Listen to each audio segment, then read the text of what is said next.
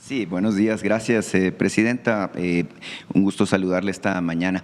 Presidenta, bueno, fíjese que el viernes, con la presentación que hicieron, bueno, me generó realmente pues mucho entusiasmo observar los datos que se presentaron con este asunto de, bueno, el aumento de la población que logró acceder a la clase media. Es un tema muy importante y en particular, bueno, pues yo quiero expresarle pues mi felicitación por este logro que me parece muy resonante, muy importante. Creo que es toda una hazaña el volver a instaurar lo que es la movilidad social como un hecho al alcance, válgame, pues de millones y millones de personas. Hay muchos datos que obviamente avalan esta información, más allá de que Banco Mundial, bueno, pues habla de este 12% de personas que lograron acceder a la clase media. Mire, hay muchos indicadores, el tipo de cambio que sigue aferrándose pues a los 18 pesos por dólar, el tema de los niveles récord en inversión extranjera que se ha venido captando, también la inversión nacional, los niveles récords de lo que tiene que ver con empleo. Bueno, pues la verdad es que son muchos datos económicos que, bueno, hacen ver que México realmente pues ha logrado cambiar la lógica y la narrativa de lo que venía ocurriendo. Antes, como usted sabe, lamentablemente pues nuestro país se había convertido en una fábrica de pobres. Hoy por hoy, de acuerdo a los datos que ofreció hace no mucho la Secretaría de Bienestar, pues cada mes 268,000 personas salen de la condición de pobreza, lo cual, bueno, creo que es un tema importante. A partir de estos datos, que hay muchísimos más, evidentemente, que sería muy largo aquí comentar, yo quisiera preguntarle tres cosas, Presidenta. Número uno, ¿cómo evalúa usted los resultados de este año? ¿Cómo se siente usted al respecto de cómo bueno, está cerrando estos que son 14 meses de su administración?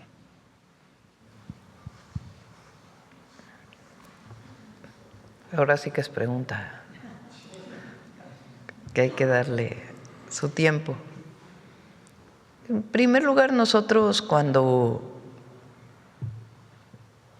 hicimos campaña y llegamos al gobierno el 1 de octubre de 2024, planteamos que iba a haber continuidad y avance con la transformación. Hay quien no está de acuerdo, pero la gran mayoría del pueblo de México está de acuerdo con ella, porque ha visto mejora en sus condiciones de vida. ¿En qué consiste el fondo, digamos, de la transformación? Uno, esta visión de justicia social, que se resume en la frase por el bien de todos, primero los pobres, o en el concepto de prosperidad compartida. Mucha gente habla del crecimiento económico, que es el crecimiento del Producto Interno Bruto, que es importante, no lo estamos minimizando. Pero hay muchos países que han crecido económicamente 6%, 4%, 3%, y no ha disminuido la pobreza. ¿Qué quiere decir el crecimiento económico? Pues que hay más inversión, que hay más riqueza generada. Pero esa riqueza generada se puede quedar en unos cuantos y no hay derrama a toda la sociedad. Lo que hemos demostrado nosotros con la Cuarta Transformación, y digo nosotros porque es obviamente el presidente López Obrador en el primer sexenio de la Cuarta Transformación, pero nosotros en el sentido de que es el pueblo de México y en el diseño de esta política económica y social de justicia. Lo que hemos demostrado es que aún, incluso cuando el crecimiento económico no es tan alto, puede la gente salir de la pobreza. ¿Qué quiere decir eso?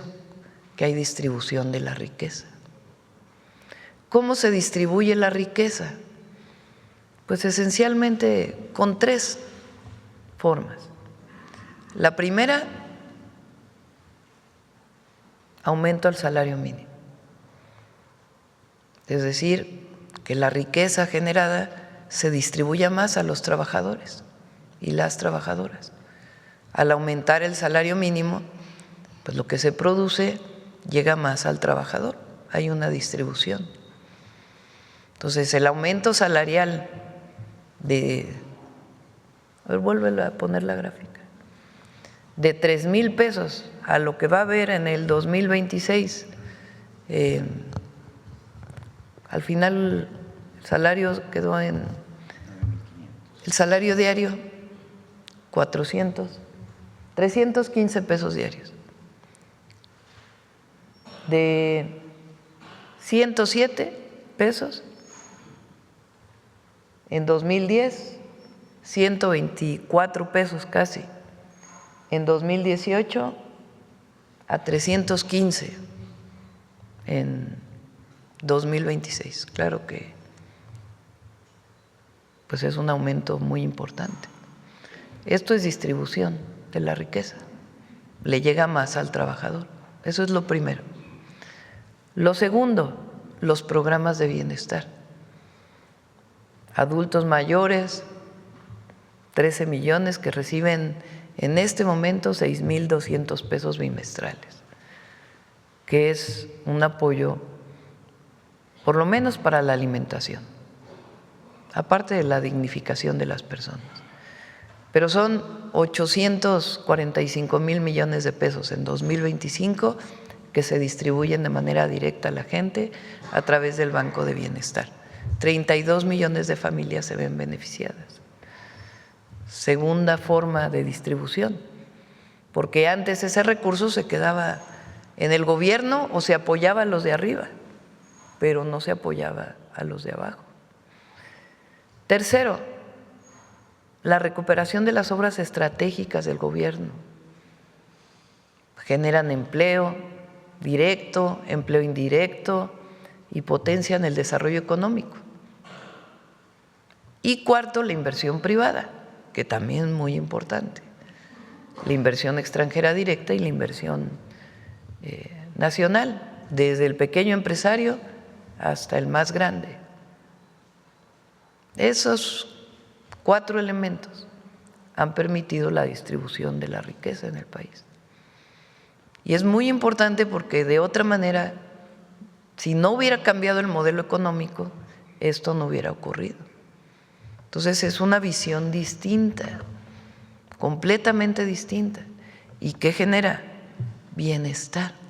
Por eso todos los programas se llaman programas de bienestar. Por eso la palabra bienestar para nosotros pues es un sinónimo de la transformación, bienestar para las y los mexicanos. Una de sus frases, Presidenta, que a mí me quedó muy grabada es esta de que la prosperidad debe ser compartida o no será. Y en particular en base a estos resultados, creo que es evidente que tenemos un punto de partida muy importante de lo que es su administración. Evidentemente hubo mucho trabajo que se hizo en la administración del expresidente López Obrador. Usted lo ha dicho en distintas instancias, bueno, hoy hay un modelo de desarrollo económico, un plan de desarrollo industrial, existen, bueno, pues distintas estrategias que, bueno, a toda vista pues están funcionando, ¿verdad? Si no, no estuvieran estos números, bueno, que resuenan, válgame, pues aquí muchos medios caen en negación, pero incluso a nivel internacional se habla ya de este fenómeno, por no decir milagro económico que está viviendo México. Estamos cerca pues de alcanzar este anhelo de convertirnos en una de las potencias emergentes a nivel global. Ahora, yo quisiera preguntar, la segunda pregunta es justamente cuáles serían en este caso los objetivos para el año 2026. Creo que es muy importante, más allá de los criterios generales de política económica que ya conocemos, conocer de su voz qué es lo que espera del próximo año. Bueno, este año iniciamos la mayor parte de las obras estratégicas de este sexenio, los trenes, las carreteras, las obras de agua, las obras de vivienda para la población de menos recursos. Entonces iniciamos las obras estratégicas. Obviamente en el 2026 pues tienen que avanzar más todavía estas obras que hemos definido como estratégicas para nuestro gobierno. Vamos a presentar, iniciando el año, un programa de mayor inversión pública a través de distintos esquemas. Eso va a ser muy bueno para el país. Va a aumentar la inversión en todas las obras públicas, con inversión pública y inversión mixta también. Un esquema muy distinto a lo que eran las APPs, que se probó con el presidente López Obrador en carreteras, como por ejemplo la que inauguramos en Nayarit, o los 2 proyectos de aeropuertos en Puerto Escondido y en Tepic, que son esquemas de obra mixta que nosotros vamos a desarrollar de manera importante. Ya lo presentamos en electricidad, también en Pemex va a haber una parte de proyectos mixtos, en carreteras también y en otras obras de infraestructura. Entonces vamos a presentar este esquema que es novedoso y que va a ayudar mucho a ampliar la inversión en el país en infraestructura, garantizando el bienestar de la gente. Eso va a ayudar también al impulso a la economía. Los polos de bienestar que ya iniciaron y que hay que consolidarlos a través de distintos esquemas. Obviamente el próximo año pues es el año del cierre del proceso de la negociación, de la revisión del tratado comercial. Eso va a ser muy bueno porque fortalece la certidumbre para la inversión extranjera en nuestro país, particularmente para la exportación, y la consolidación de los programas de bienestar. A partir de enero, pues ya todas las mujeres de 60 a 64 tienen su apoyo, todos los jóvenes de secundaria, y vamos a anunciar programas especiales de beca para primaria y también de apoyo a jóvenes, todo el programa de apoyo a jóvenes, que es muy importante. Todo eso lo vamos a anunciar a principios de año. Seguir garantizando la seguridad, sobre todo el tema de la extorsión, le vamos a dedicar una buena parte del tiempo del Gabinete de Seguridad, y vamos bien y, como siempre digo, vamos a ir mejor en este tema. Y la consolidación del Sistema Universal de Salud, la consolidación del IMSS Bienestar, que vienen muchas obras, viene la credencialización al Sistema Universal de Salud a partir del próximo año, y la consolidación de la educación pública, más preparatorias, más universidades y más apoyo a los estudiantes. Entonces, va a ser un muy buen año. Me respondió con esta la tercera pregunta que le iba a hacer, que le iba yo a plantear el tema de los retos que usted ve. Me queda claro que el tema de la salud, la seguridad y la educación pues son temas que tiene en su mente para consolidar las distintas estrategias de gobierno que ha implementado en estos 14 meses, lo cual es sumamente importante. Mire, omití presentarme, me llamo Demián Duarte, el Sonora Power, la revolución que llegó del norte, y yo le agradezco mucho de veras que me dé la ocasión de plantearle esta pregunta. Yo ya me voy a Hermosillo, debería estar en Hermosillo desde el viernes, pero decidí quedarme por… Imagínate que no te hubiera dado la palabra, no hubieras… Exactamente. Entonces, no. El tema, Presidenta, es que pues obviamente… a lleva como no sé cuánto tiempo levantando la mano. Y no bueno, es un mes, pero mire, nos aguantamos poquito, no pasa nada. El asunto es que, bueno, usted sabe que es además un honor y un privilegio para nosotros hablar, dialogar con usted, que es la Presidenta de la República. Presidenta, obviamente a nosotros nos interesa mucho nuestra región, el noroeste de México, pues siempre estuvo muy apartado. Si decían que pobrecito México, tan lejos de Dios y tan cerca de los Estados Unidos, pues imagínese nosotros, ¿no?, que estamos ahí en la frontera. Pero fíjese que a raíz de todo esto que usted comenta, ¿no?, es importante hacer ver la resiliencia que ha tenido nuestra región a pesar de la incertidumbre que ha habido relacionada pues con toda esa situación que llegó en enero con pues el nuevo gobierno en Estados Unidos. Y mire, le quiero poner dos datos sobre la mesa. Me llamaba la atención esta información que me llega del vecino estado de Baja California en términos de que los niveles de empleo formal se han mantenido de manera muy estable y que este estado, bueno, pues ha tenido una resistencia muy importante, pues a pesar de la incertidumbre y a pesar obviamente de la inestabilidad que genera. Usted sabe que nuestra región pues tiene una interdependencia económica muy fuerte, muy clara hacia los Estados Unidos. En el caso de Sonora, por ejemplo, destaca otro dato que creo que es importante. En Baja California, la tasa de desempleo se ha mantenido estable en 2.6% de manera persistente. En Sonora, por ejemplo, tuvimos un repunte en términos de lo que es la actividad industrial, creció un 11%, lo cual, bueno, creo que es muy interesante. Evidentemente, nosotros en la región queremos colaborar, contribuir, aportar nuestra capacidad competitiva, la capacidad de trabajo que tiene la región a lo que son las estrategias nacionales.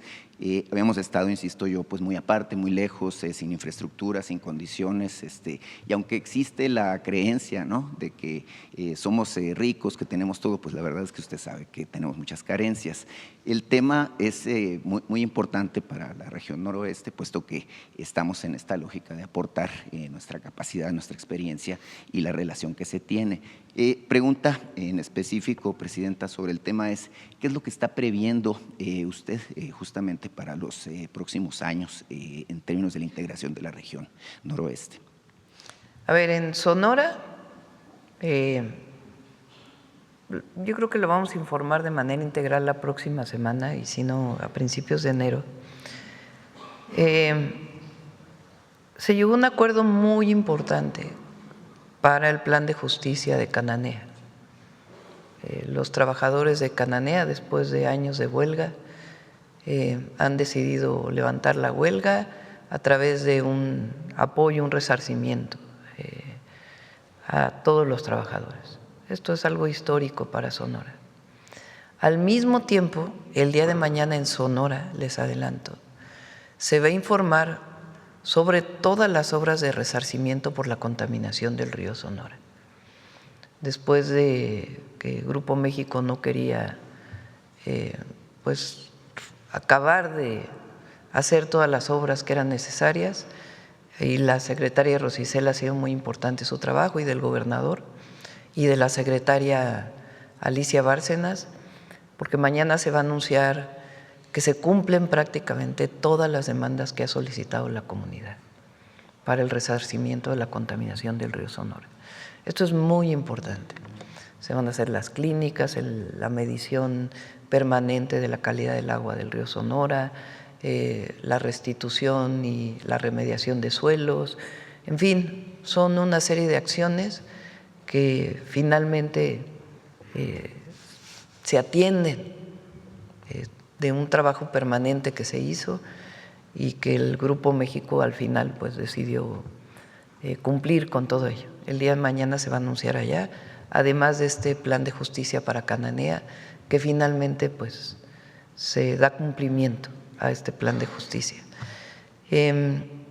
Ahí en Sonora le vamos a dar más impulso a la construcción de la carretera Guaymas-Chihuahua, que inició con el presidente López Obrador. En realidad eran recursos que venían de la propia Cipona de Guaymas y ahora le vamos a dar un impulso mayor. Entonces, eso inicia el próximo año. El puerto de Guaymas, obviamente, que va muy avanzado. El centro de producción de carne con calidad de exportación, que también ahí con los ganaderos de Sonora se va a impulsar. Y en general lo que es el Plan Sonora, que también pues ya se anunció la semana pasada que se amplía la producción de energía solar en Puerto Peñasco y algunas otras acciones que tienen que ver con el propio Plan Sonora. Entonces va a ser un buen año también para Sonora. En el caso de Baja, Presidenta, ¿tiene alguna previsión? Me hablaban, por ejemplo, que no tienen todavía polo de desarrollo para el bienestar en el vecino estado. ¿En Baja California Sur o Norte? En el norte. Bueno, en Baja California es una región muy próspera, Baja California. Ahí tenemos un plan de justicia para San Quintín, aparte de todo lo que significa el desarrollo, lo que estamos haciendo en Tijuana, la planta desaladora de Rosarito, que va a ser muy importante para Tijuana, todas las obras de saneamiento del río Tijuana, y estamos trabajando en un plan para los jornaleros agrícolas. Ya lo vamos a presentar muy pronto, ha sido un trabajo muy intenso, pero que va a ser muy importante para esta región de Baja California. las y los jornaleros agrícolas en nuestro país, que son migraciones internas de Chiapas, de Oaxaca principalmente, a Sinaloa, a Baja California, a Sonora, a Sinaloa, principalmente, aunque no solo, han sufrido pues digamos que son los mexicanos y mexicanas con mayores carencias. Y ahí para los jornaleros agrícolas estamos planteando varios temas. Se aprobó una ley en el 24 y queremos que esa ley se cumpla para que haya condiciones de vida adecuadas para todos los jornaleros agrícolas. Y vamos a iniciar en San Quintín y ya lo vamos a presentar, es un proyecto muy importante. Además, ellos tienen ya la autorización para Punta Colonet, que es un puerto muy importante, y algunas obras carreteras también. Muchas gracias, presidenta. Mire, solamente desearle de parte mía, de mi familia, de los sonorenses, pues una muy feliz Navidad y que el año que viene, pues todos estos anhelos, proyectos y todos estos retos que están por delante, pues se cumplan y se alcancen todas las metas. La verdad es que es, pues evidentemente para todos nosotros que somos mexicanos, pues todo esto es muy importante, estar cambiando la lógica en la que se mueve este país. Creo que es algo fundamental y creo que usted ha hecho un gran trabajo, así que pues habrá que reconocérselo de manera puntual. Y mire, aquí en la plática mañanera, antes de entrar aquí al Salón Tesorería, me preguntaban algunos compañeros que si, como usted dijo que me iba a dar la palabra, que si sería posible que le pida que nos tomemos la foto de fin de año. Ah, sí. Entonces, al final nos tomamos la foto. Claro que sí. Agradecerle mucho y bueno, pues nos vemos en enero. Porque Gracias. ya no viene hasta enero. Sí. Se va de vacaciones. se queda en su tierra. Bueno, vamos a… ¿Ya está el enlace? Vamos con el enlace y seguimos con la pregunta. ¿Hace frío en La Paz? Adelante, Efraín. Audio.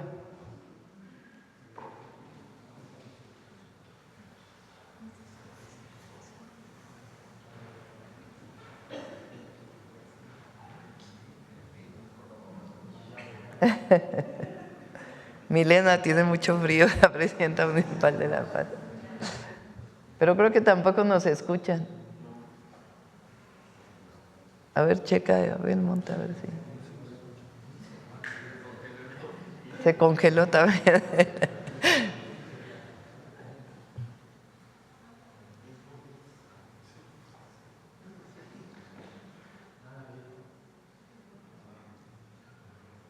Tampoco. Vamos a la siguiente pregunta, si quieres, en lo que se…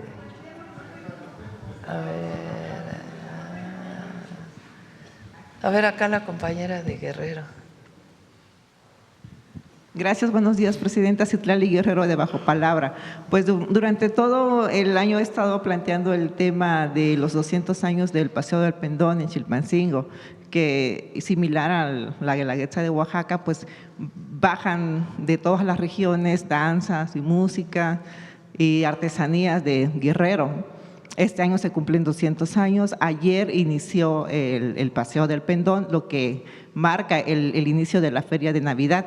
Pues, sin embargo, se ha dado como este contexto de inseguridad. El presidente de Chilpancingo ha estado como pidiendo el apoyo de ustedes, ¿no? Pues para que la gente también de Chilpancingo se sienta segura y contenta de disfrutar esta fiesta tradicional. Pues en ese sentido, preguntarle si hay un operativo especial, si hay un apoyo especial de parte de su gobierno, de la Guardia Nacional, de la Secretaría de Seguridad, y también preguntarle si la Secretaría de Cultura le informó del apoyo que se le iba a dar a esta festividad, pues por conmemorarse los 200 años, y también saber si usted tendría como considerado asistir algún fin de semana a Chilpancingo, pues para que la gente pues se sienta cobijada, segura, que no tenga miedo de disfrutar esta festividad, presidenta. Ya no vamos a ir a Chilpancingo, me voy de vacaciones a Acapulco, 3 días. Va a pasar sí, 25, 26, Navidad. 27, sí, vamos a pasar Navidad allá. ¿Qué más? Me quedé pensando en las vacaciones. Del Voy a estar operativo. pendiente, obviamente, pero bueno, a ver, sí estamos atentos a través sobre todo del gobierno del Estado y para reforzar cualquier necesidad que tenga el municipio de Chilpancingo para esta feria. Hubo que si se iba a hacer, que si no, que si sí, finalmente tomaron la decisión de que se hiciera y vamos a estar apoyando ahí en todo lo que se necesita. A Chilpancingo fui hace poco y de ser necesario, por supuesto, visitamos todo el país. Mañana les voy a platicar la cantidad de kilómetros que recorrimos este año y todos los municipios que visitamos y vamos a hacer un pequeño resumen de lo que fue este año en inauguraciones, visitas, nuevos programas, el FAISPIAM para pueblos indígenas, pero sí vamos a estar apoyando a Chilpancingo. Gracias, presidenta. Y bueno, usted sabe que la historia de Acapulco pues ha sido una historia como de despojos, ¿no? Así se construyó como centro turístico, quitando a los nativos, digamos, acapulqueños, pues de terrenos, ¿no? De predios, como es el caso de los vecinos de la colonia Fuerza Aérea, ¿no?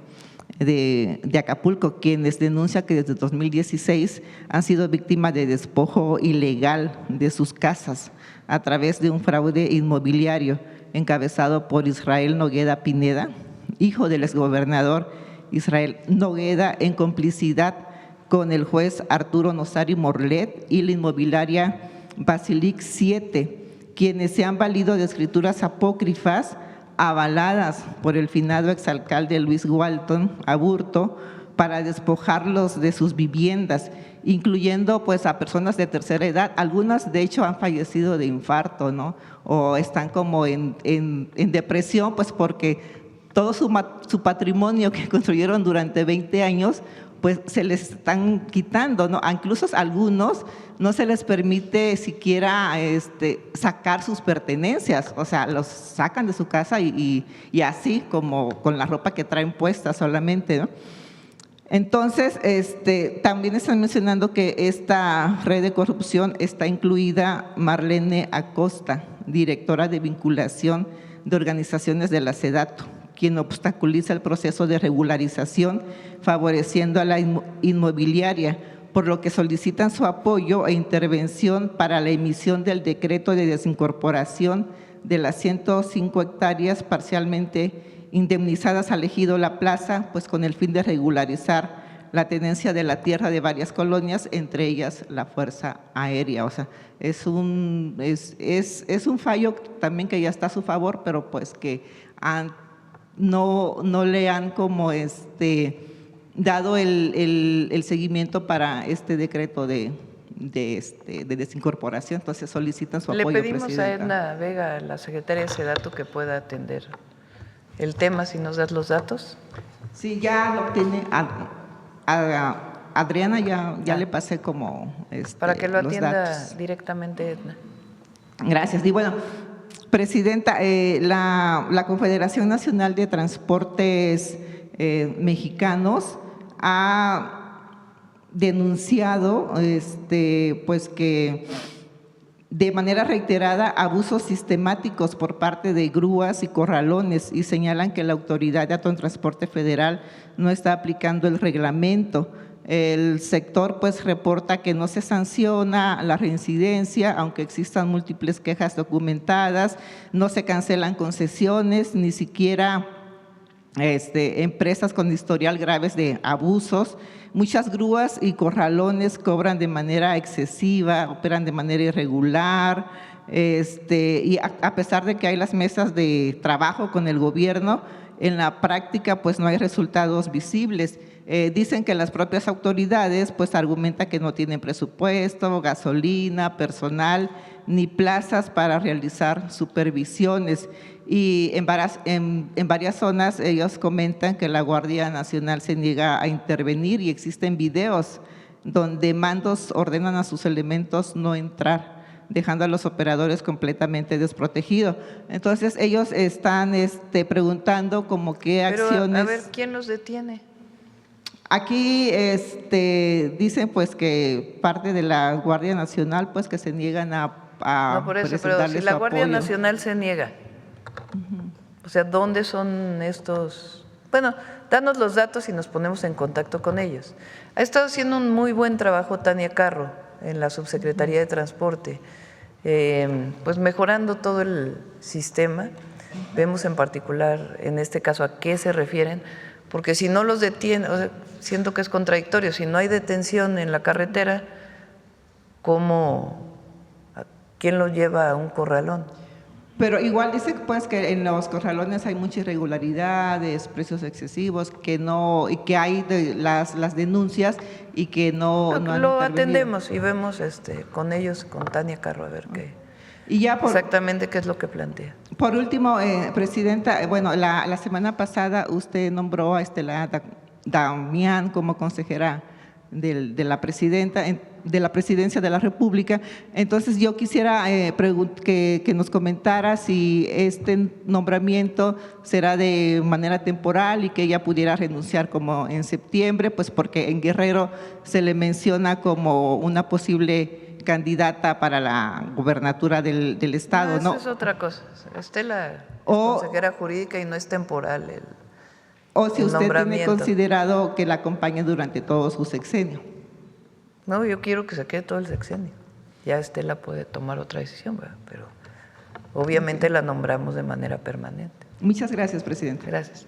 Por cierto, aprovechando esto que denuncias, el jueves me mandaron un video de una persona del Instituto Nacional de Migración que salió en las redes sociales, que está pues pidiéndole dinero a paisanos que vienen de Estados Unidos a México.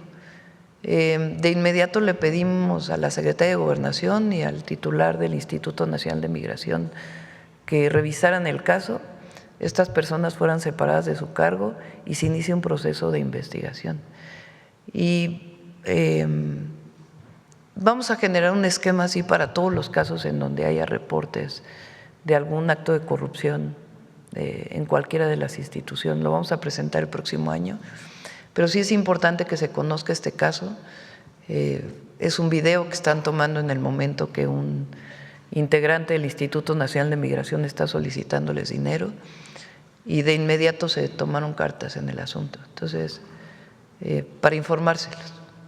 Muchas gracias, Presidenta. Yo quiero aprovechar y regalarle también este libro, sí, cómo perdón. no. Es una antología que hicimos sobre Acapulco después del Otis, en donde están convocados 30 escritores nacionales de Acapulco, escritores emergentes que también escribieron durante la tragedia del Otis. Y bueno, yo quisiera, si me permite, pues dejárselo, ¿no? Pues es una memoria, es la parte colectiva de la tragedia del huracán Otis en Acapulco, y pues que es necesario pues para que años después pues se sepa, ¿no?, cómo se vio esta tragedia desde la literatura, Presidenta. Gracias. Ahorita me lo das.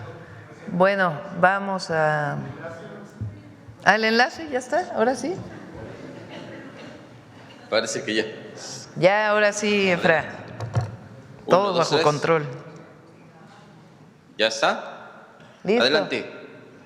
Con su permiso, Presidenta, muy buenos días a todas y a todos. Hoy nos acompaña el gobernador de Baja California, el profesor Víctor Castro, la Baja California Sur, la presidenta de La Paz, Milena Quiroga, y Felipe Satarain, subdirector de agua potable en la Conagua. Como lo instruyó, Presidenta, estamos aquí para dar inicio a las obras de la construcción de la presa El Novillo, una obra muy importante para Baja California Sur, que tendrá una inversión de alrededor de 2.400 millones. Es un proyecto muy importante porque además de la presa se va a construir un acueducto de 15 kilómetros. Vamos a llevar a cabo también la construcción de tanques elevados y un proyecto de sectorización para la ciudad. Es un proyecto muy completo. Sin duda alguna, la obra con la inversión histórica más importante en la vida de La Paz, y que va a traer un beneficio muy importante para más de 250,000 habitantes de esta hermosa ciudad. Le vamos a ceder el uso del micrófono al gobernador Víctor Castro. Buenos días, amiga presidenta. Les saludo y con mucha gratitud les expreso el reconocimiento no solo de las y los paceños, sino de todo Baja California Sur. Esta obra hace más de 30 años que no se hacía una obra hidráulica de esta naturaleza, así que estamos muy contentos. Agradecerle a don Efraín Morales, a todo su equipo de Conagua, porque han sido muy atentos, como siempre, todo el gabinete. Presidenta, pues solo quiero expresarte que cerramos este año con la idea de bienestar compartido que has hecho tú para Baja California Sur, un extraordinario y legado que ya va a quedar con esta presa.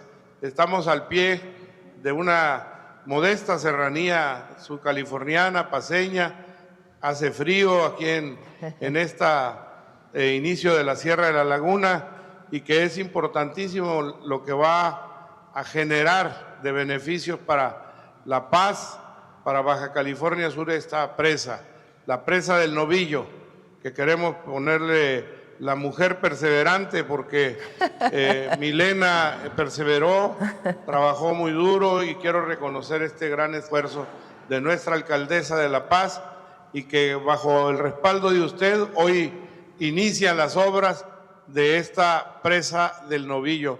Muchas gracias, señora presidenta. Ya sabe que le queremos en Baja California Sur de una manera extraordinaria, que aplaudimos todo lo que vienes haciendo, presidenta, a lo largo y ancho del país para mejorar esta nación nuestra, y esta casi isla te saluda y te desea, al igual que a todo el pueblo de México, lo mejor para estas fiestas decembrinas, que la Nochebuena siga siendo para todos los mexicanos y mexicanas muy fraterna, llena de esperanza, que estás fortaleciendo el país, y que el próximo año el estar compartido sea mejor para todos.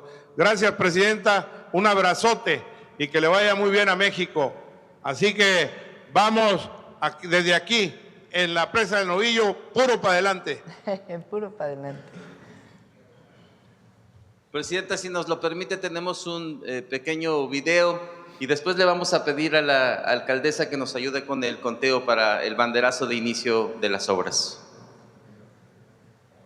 En Baja California Sur, donde el agua es vida y cada gota se cuida, el Gobierno de México impulsa una obra estratégica que marcará un antes y un después para miles de familias, la presa El Novillo. Con una inversión de 2.400 millones de pesos, este proyecto tiene un objetivo claro: garantizar agua segura, suficiente y continua para más de 250,000 habitantes del municipio de La Paz. La obra incluye la construcción de una presa, una planta potabilizadora y un acueducto de 15 kilómetros que conducirá el agua desde la presa hasta la ciudad. Este conjunto de acciones impulsará el desarrollo económico y social del Estado, al tiempo que fortalecerá su infraestructura y la justicia social, al cerrar brechas de desigualdad y mejorar la calidad de vida de la población. Con la presa El Novillo, el Gobierno de México ofrece certeza a una de las regiones que más lo necesitaba y reafirma su compromiso con el derecho humano al agua, con la igualdad y con las familias de Baja California Sur.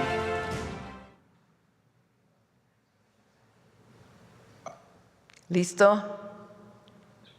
Muchas gracias, presidenta, por esta obra histórica para nuestro municipio. Le agradecemos de todo corazón y ahora sí que cerramos muy bien con broche de oro este año. Gracias a usted. Listas las máquinas que van a arrancar con esta gran obra a la cuenta de 3. 1, 2, 3.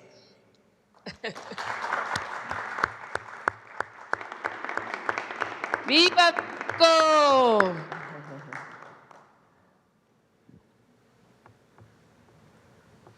Listo. Aquí seguimos trabajando. Vamos a ver el compañero.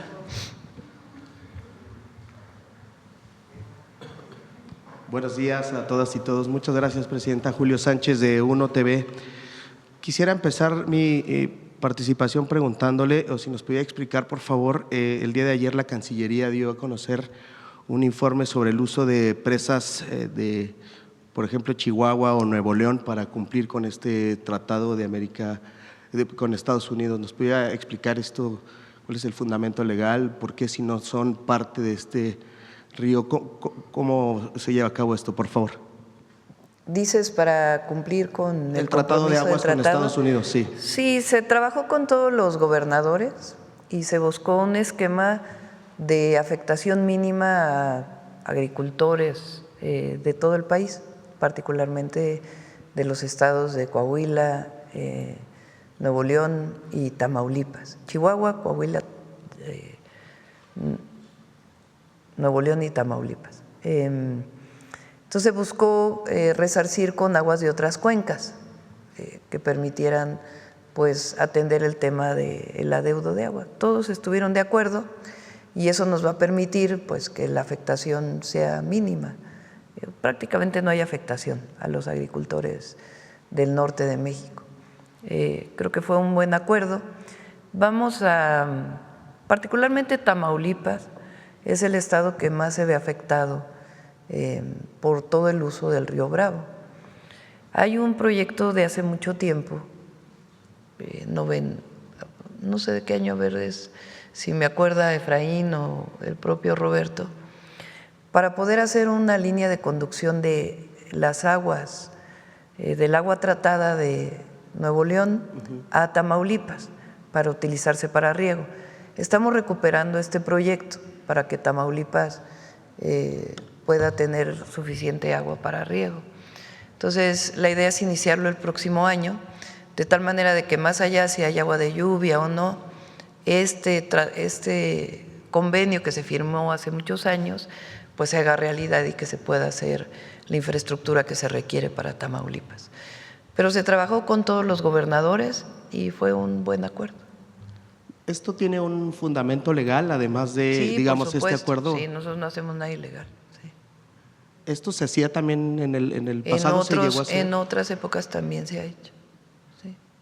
Y es parte, digamos, también de lo que se habló con los Estados Unidos en esta mesa de negociación, se le explicó, digamos, esta parte. Sí, es parte de lo que se explicó. Todo es transparente, por eso la publicación el día de ayer, por eso el trabajo que se va a estar haciendo permanentemente de Conagua, por eso toda la inversión que se está haciendo en riego eficiente que permita que el agua del río Bravo, particularmente en el norte, el programa de riego eficiente es para muchos distritos en todo el país, pero particularmente en el norte, pues que se utilice menos agua para riego, aumente la productividad de los cultivos, incluso se están haciendo sustitución de cultivos que utilizan menos agua, trabajando directamente con los agricultores, con los gobernadores de los estados, para poder cumplir con el tratado, en el marco que establece el tratado, y al mismo tiempo pues mejorar las condiciones en nuestro país.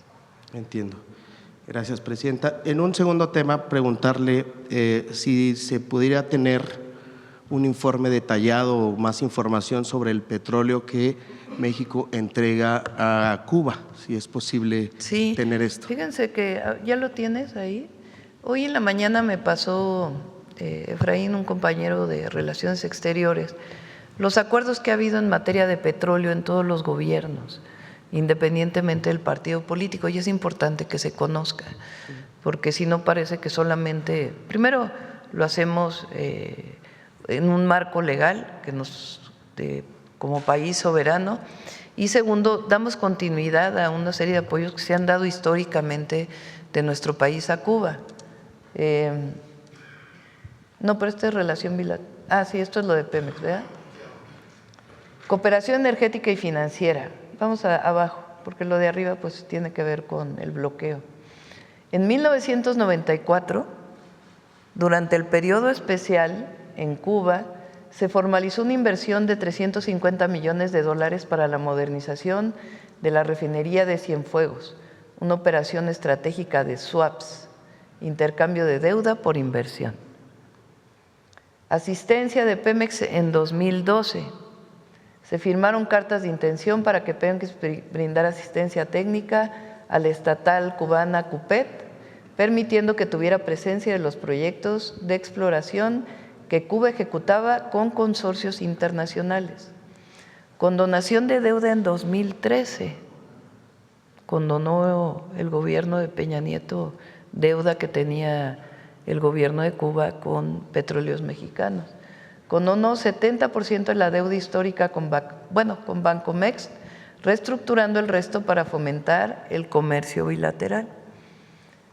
Cronología de encuentros presidenciales, bueno, esto ya es otra cosa, pero que conozcan. Luis Echeverría fue el primer presidente que visitó Cuba tras la revolución. López Portillo visitó La Habana. Fidel Castro visitó México por primera vez con Salinas de Gortari. Salinas de Gortari visitó Cuba tras la caída de la Unión Soviética y Fidel Castro visitó México. Ernesto Zedillo visita la cumbre iberoamericana y se reúne ahí también con disidentes cubanos. Con Fox fue aquel incidente de Comes y te vas, pero vino Fidel Castro a México. Para quienes no conocieran esto, estaba Castañeda, ¿no?, de Relaciones Exteriores. Entonces tenían preocupación de que no se fueran a encontrar el presidente de Estados Unidos con Fidel Castro, con Bush, y entonces le dice Fox en el teléfono a Fidel: bueno, está bien, te invito, pero come si te vas. Fox había dicho otra cosa y fue en realidad los cubanos quienes dijeron cómo fue que ocurrió. Pero bueno, ahí hubo, de todas maneras, hubo esta relación. Con Calderón, Calderón visitó La Habana con cooperación técnica y energética. Peña Nieto visitó La Habana y Raúl Castro visitó Mérida, visitó México. López Obrador visitó La Habana y Díaz-Canel visitó México varias veces, y con nosotros la visita de Díaz-Canel durante la toma de posesión, junto con otros presidentes. Esto es importante porque lo dije yo el viernes, la relación México-Cuba es histórica. México fue el único país que se opuso en el primer momento al bloqueo. Entonces, independientemente del partido político, ha habido relación México-Cuba. No es algo nuevo, no es una situación nueva, y todo se hace en el marco de la ley y también por motivos humanitarios también al pueblo de Cuba. Quisiera preguntarle… No lo tengo planteado en este momento. Más específicamente, por ejemplo, ¿cuántos barriles son? ¿A qué precio de mercado se han enviado? Sí, por supuesto, se informa. Lo informamos, le pedimos a Pemex que lo pueda informar. Sí, y saber si pudiera incluirlo en este informe, si los gastos de transporte, también manejo de carga y descarga portuaria. Todo es legal. ¿Quién está pagando eso? Todo es legal y es parte de algo que se viene haciendo con Cuba desde hace mucho tiempo. De acuerdo, Presidenta, muchas gracias, lo esperaré. En otro tema, nuevamente un fin de semana complicado en Sinaloa, hubo situaciones de bloqueos, incluso cuerpos, restos humanos en hieleras y demás. ¿Cuál es el balance que hace, digamos, hacia el cierre del año sobre la situación en Sinaloa, si hay que hacer algún cambio de timón, alguna modificación? Hoy lo vimos en el gabinete y como siempre le pediría al gabinete de seguridad que pudiera hablar. Ayer hubo en particular en el sur de Sinaloa, en Escuinapa, estos bloqueos y había estado en un promedio de alrededor de 3.5 homicidios diarios y fue un fin de semana en donde subieron los homicidios. Y le pido al gabinete de seguridad que pueda dar toda la información. ¿Hay alguna autocrítica del gobierno, algo que pueda modificarse? ¿Todo se está haciendo, digamos, de acuerdo a lo que se requiere según el reto? Le pido al gabinete de seguridad cuando venga aquí que pueda hacer un balance de lo que estamos haciendo en Sinaloa. Es un apoyo integral, tanto a la Policía Estatal de Sinaloa como por parte de las fuerzas federales. ¿Usted no ha considerado alguna modificación es o un hacer tema algo? el de Sinaloa, que tiene sus particularidades. Recuerden que este inicio de la violencia en Sinaloa, porque Sinaloa tenía una situación de mucha tranquilidad, se da a partir de la entrega del Mayo Zambada a Estados Unidos y de esta ruptura del grupo delincuencial que opera en Sinaloa, provocada entre otras cosas por por esta situación, que aunque digan no ha quedado claro de todas maneras. Entonces, a partir de esta situación, de esta ruptura de este grupo, producto de la entrega del Mayo Zambada, viene esta situación de violencia. No es distinto a otros estados de la República. Y nosotros no tomamos partido ni por uno ni por otro grupo, sino sencillamente la protección a la población, que es lo más importante. Ha habido muchas detenciones, incautación de laboratorios, un trabajo muy fuerte por parte de las fuerzas federales con el objetivo principal de protección a la ciudadanía. Y ya puede el Gabinete de Seguridad informar hasta dónde se ha avanzado. Siguen yendo del Gabinete de Seguridad cada 15 días, cada 3 semanas a Sinaloa. No se le ha dejado a Sinaloa solo. Y ya podemos la próxima vez que vengan, ya en enero, pues hacer una evaluación del trabajo que se ha hecho en este estado.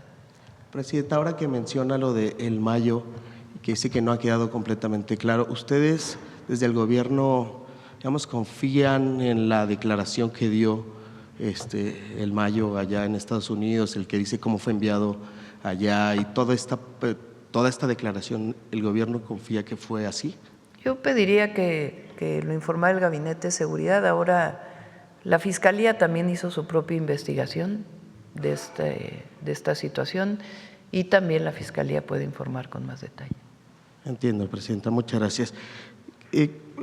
Un último tema, quisiera abordar sobre el tema del Mundial y aprovechando que está aquí el titular de la Profeco, recuerdo que nos platicó de esta plataforma para la venta de boletos y que dijo que sería posterior a el día del sorteo y demás, a ver si se tiene un avance, esta parte cómo se va a realizar, si sigue avanzando o no en esta plataforma a la par con la FIFA para esta venta de los boletos, digamos de la reventa o buscar regularizar esa parte.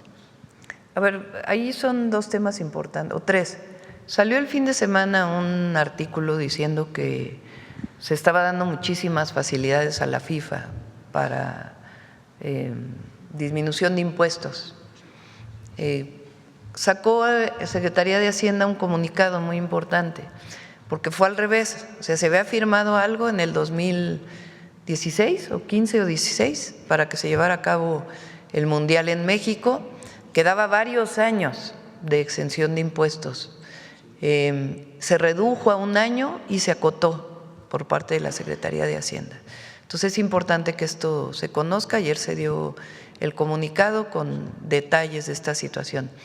Lo segundo, la venta de boletos es un asunto privado, no interviene el gobierno.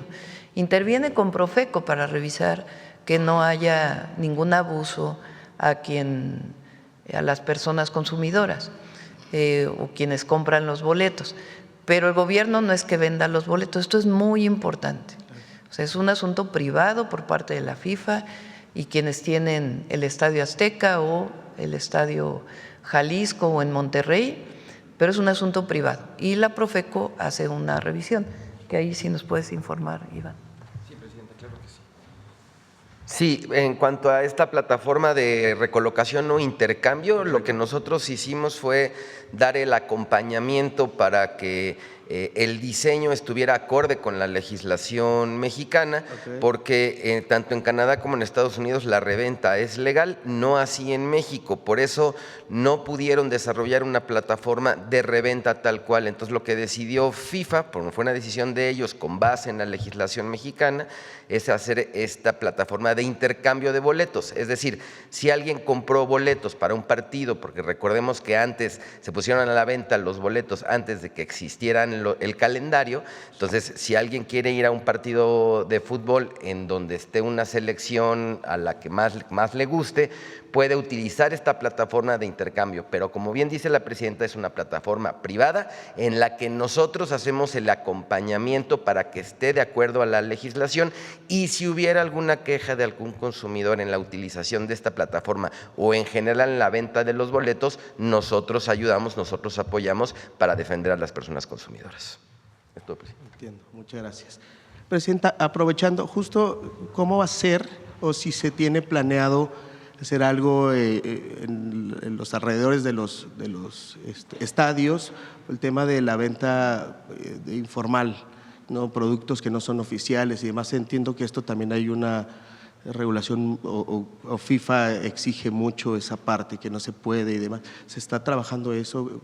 Sí, parte? se trabaja, lo coordina, como saben, Gabriela Cuevas, y participan también las entidades federativas, los estados y las ciudades, porque hay una parte de la regulación en donde son las ciudades quienes deben hacer la inspección, o el estado o ya la federación. Pero hay un trabajo coordinado con FIFA y particularmente con los 3 gobiernos en donde va a haber partidos. ¿Desde el gobierno federal se apoyaría a hacer operaciones? Pues hasta donde estén operativos? nuestras atribuciones, pero nosotros coordinamos el trabajo. Entiendo. Una última, si me permite, y con eso agradezco mucho su tiempo. Gracias. Si tiene alguna opinión sobre este anuncio de la alianza de 2 aerolíneas, Viva y Volaris, si tiene algún comentario al respecto. Pues es una alianza especial, no es una fusión, digamos, de las 2 empresas, sino es una alianza especial entre Viva Aerobús y Volaris. Su objetivo, estuvieron aquí para informarme de lo cual agradezco, de este acuerdo que estaban tomando, y su objetivo es invertir más. Lo que quieren es no solamente agruparse, aunque mantienen las 2 marcas, sino invertir, comprar más aviones, invertir en talleres, en fin, es una inversión muy importante para ampliar la capacidad de las aerolíneas mexicanas en nuestro mercado y principalmente hacia Estados Unidos, aunque también Europa y a otros lugares. Tiene todavía que venir un análisis de la Comisión Nacional Antimonopolio, que pues lo presentarán en su momento y la comisión hará pues su revisión. Pero yo creo que tiene que estar en el marco de la ley, evidentemente, pero creo que es algo bueno que aumente la inversión y que crezcan las empresas mexicanas en la industria de la aeronáutica. Es algo muy bueno, va a aumentar el turismo y hay más competencia también con otras aerolíneas nacionales y extranjeras. Le agradezco mucho, presidenta. Buenos días a todos y todas. ¿Quién más? A ver, el compañero. Muchas gracias, presidenta. Julio Mar Gómez, de MDP, Medios del Pacífico. Presidenta, ya había mencionado alguna vez el caso de los ferrocarrileros, presidenta, pero también el caso, en este sentido, presidenta, en junio usted mencionó que el caso de la justicia prometida desde el gobierno anterior a jubilados liquidados y no liquidados exferrocarrileros, Mónica Fernández, directora de la INDEP, estaba revisando este proyecto con miras a concretarlos lo antes posible. Le pidieron a diferentes agrupaciones de exferrocarrileros integrar un padrón nacional, mismo que ya no fue formalizado por los ferrocarrileros nacionales de México en la liquidación y entregado al INDEP para que éste se lo enviara a Presidencia. Sin embargo, en la última reunión en Gobernación, la respuesta de estas instancias fue que se hizo un análisis jurídico por parte de los abogados de ferrocarriles, argumentando que los exferrocarrileros mexicanos no tienen derecho a nada, cuando lo que ellos han solicitado desde el 2022 es justicia social y no jurídica. Los miles de exferrocarrileros, muchos de ellos integrados en el Frente Ferrocarrilero de Reconstrucción por Nuestra Dignidad, Ferro, aseguraron que han cumplido con todos los trámites que le han solicitado hasta el momento, y la pregunta es si finalmente si finalmente que representaría una justicia social para ellos mismos que se prometió en este lugar desde hace 3 años y así restituir el daño que se le ha causado durante los gobiernos neoliberales, presidenta. No es sencillo el caso, porque hubo liquidaciones previas en años anteriores. Entonces, no es que no se quiera apoyar a los ferrocarrileros, sino que es un tema, o sea, aunque sea justicia social, de todas maneras tiene que cumplir con la ley. Entonces, por eso ha sido complejo. Pero lo revisamos nuevamente. Tiene que haber apoyo a los ferrocarrileros, nada más que sí, pues tiene su complicación jurídica. Muy bien, presidenta, gracias. Presidenta, en otro sentido, también le había planteado en algún momento lo que ocurría en Hidalgo, pues continúa la violación del uso de suelo agrícola por parte de la empresa china Time Ceramics, incluso pues acaban de admitir que un amparo contra ellos, perdón. Además continúa el huachicoleo del agua, como se reconoció en un audio del director comercial, lo disfrazaron con un contrato de agua tratada con CACIM, Comisión de Agua y Alcantarillado de Hidalgo, pero este venció el año pasado. Con la nueva ley de aguas, sin uso de suelo industrial, nunca podrían tener concesiones de agua industrial. Time Ceramics está provocando una escasez de agua en Emiliano Zapata y el huachicoleo no para, presidenta. ¿Hay que volver a revisar este tema o cómo lo podemos hacer? Sí, le pedimos a Efraín, por favor, que hoy mismo le llamo para que puedan hacer una revisión. Gracias, presidenta. También nosotros estábamos dándole seguimiento a una investigación que está un poquito larguito esto, presidenta, pero es algo muy importante porque se ve, pudimos dar con una fuerte grandes cantidades pues, de posible corrupción de dinero. Entonces, el pasado 22, presidenta, de septiembre nos confirmó que el exagente Enrique Ballín Osuna, lo investigaban días después, fue destituido del AFAC. Continuamos con nuestra investigación y nos encontramos que su gente sigue autorizando y firmando licitaciones millonarias a favor de empresas inexistentes y sin las capacidades necesarias para realizar los trabajos de mantenimiento y operatividad de los equipos aéreos del gobierno federal, a los que hay que atender luego de haber prestado a los estados afectados por las inundaciones de este año. Presidenta, a ver, otra vez con el tema. El tema es sobre las licitaciones de empresas de Sedena, de defensa, que pues están mal hechas, presidenta, porque realmente… ¿De qué licitaron?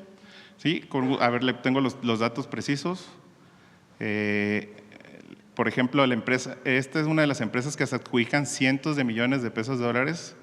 Por ejemplo, empresas de infraestructura. El 12 de agosto se adjudicaron una licitación de avión marca Boeing modelo 727 de la empresa Horizon y esta empresa no tiene capacidad para poder dar el servicio, pero se la adjudicó. ¿Pero servicio de qué?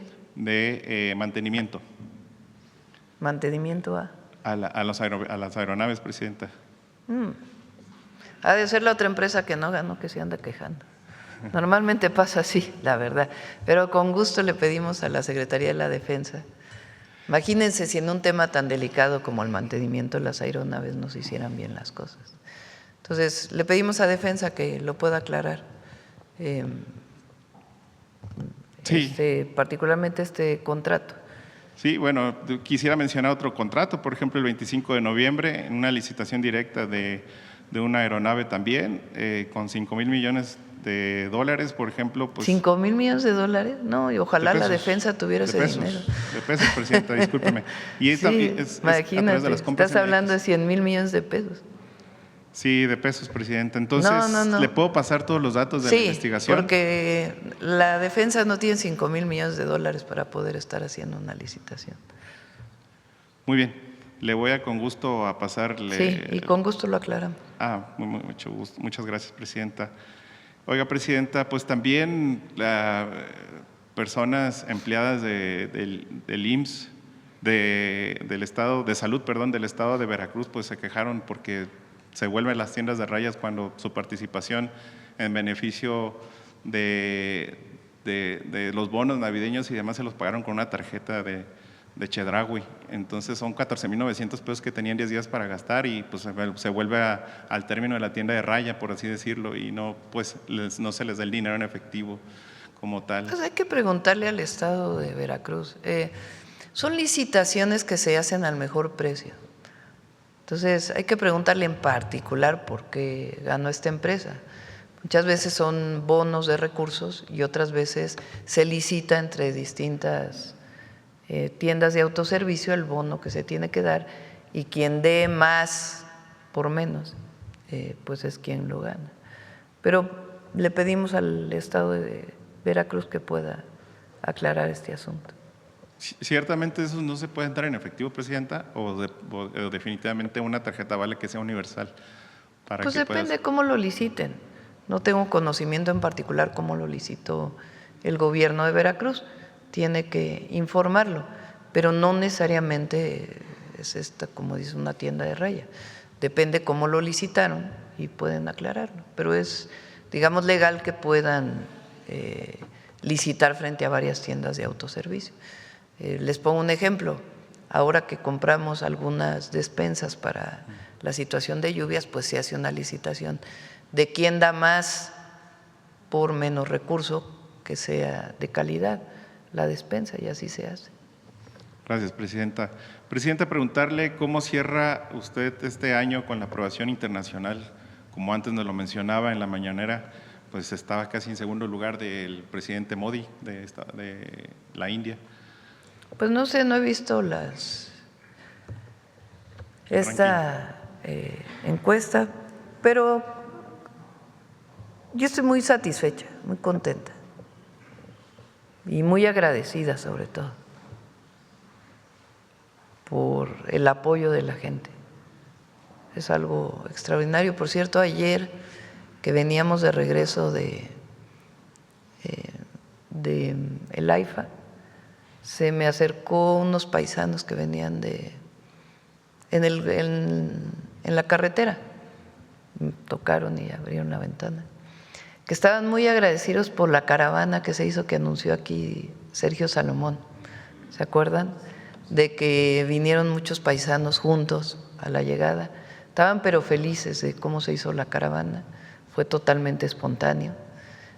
Pero así en general cuando voy a todos los estados pues hay mucho cariño que es correspondido y estoy muy agradecida por el apoyo de la gente y mi compromiso de seguir trabajando por México y por el pueblo de México todos los días. Presidenta, abundando lo que decía compañero, ¿habrá que aumentar a similitud como el plan Michoacán, un plan para Sinaloa? Porque es distinta la problemática en Sinaloa. De hecho, se está ayudando en muchos temas, particularmente, por ejemplo, en el tema agrícola. Sinaloa es pues el granero de México, realmente es el estado que más maíz produce y otros productos agrícolas. Y ahí se está apoyando a los agricultores de distintas maneras, que no le llamamos Plan Sinaloa, pero es parte del apoyo que se está dando. La Secretaría de Turismo ha estado ahí, en fin, hay distintos apoyos que estamos dando. Y el apoyo en seguridad. Es distinta la problemática de Sinaloa, de Michoacán. Y con gusto, pues el Gabinete de Seguridad puede hacer una revisión. Presidente, le agradezco haberme dado la palabra y también le deseo muchas felicidades. Igualmente. Muchas felicidades Igualmente a todos y a ustedes, a todos. su familia. Gracias. Gracias. A ver, la compañera y luego vamos para acá. Buenos días, Presidenta. Yusbel Carolina, de Código Libre. Presidenta, en este tema de Sinaloa y Michoacán también quiero preguntarle si tiene algún balance que le reportó el Gabinete de Seguridad del cuerpo de un agente activo de la Guardia Nacional que fue torturado en la carretera federal México-Acapulco. No se tocó el tema el día de hoy en la reunión de seguridad y con gusto que puedan informarlo. Okay, no se tiene ningún tipo de detención, ningún tema de ahí. Que lo informe el Gabinete de Seguridad. Ayer que usted estuvo en el AIFA, ¿tiene contemplado, Presidenta, ajustar sus protocolos de seguridad en la gira? Luego de ayer algunos habitantes se le acercaron a usted. ¡Qué bueno que lo preguntas! Ponte el Reforma. Qué bueno que lo preguntas. Fíjense, les voy a contar lo que pasó. A lo mejor Pau, la compañera que me ayuda al video, tiene algún, a ver si tiene una grabación. Íbamos llegando a la estación de Nextlalpan. Exigen puentes peatonales, agua, drenaje, escuelas, centros de salud. Detienen a Sheinbaum por obras del tren. Ay. Irrumpen pobladores trayecto de la presidenta. Bueno, se parece como que había 4 personas, 5, entrando a la estación, no sé si es Nextlalpan o qué estación era, que tenían unos carteles que decían drenaje principalmente, ¿no? Casualmente yo me había parado a la cabina del conductor. Entonces íbamos en la cabina del conductor con Delfina y algunos compañeros, pues viendo el trayecto. Y cuando vi que tenían la cartulina, le dije al conductor, párese antes de que lleguemos para poder platicar con los pobladores. Entonces el tren se paró porque estaban ellos al inicio de la estación.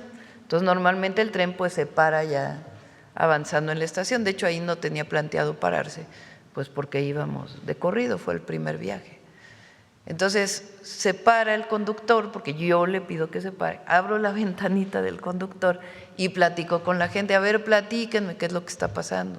Ya dijeron, es que hay un drenaje que se comprometieron a hacer y todavía no se ha cumplido, por favor ayúdenos, presidenta. Sí, cómo no, déjenme su gestión y lo vamos a cumplir, no se preocupen. Le pedí a Néstor Núñez, que es quien nos ayude en estos temas, que se acercara, platicó con ellos, les dijo que ya los iba a visitar y así fue.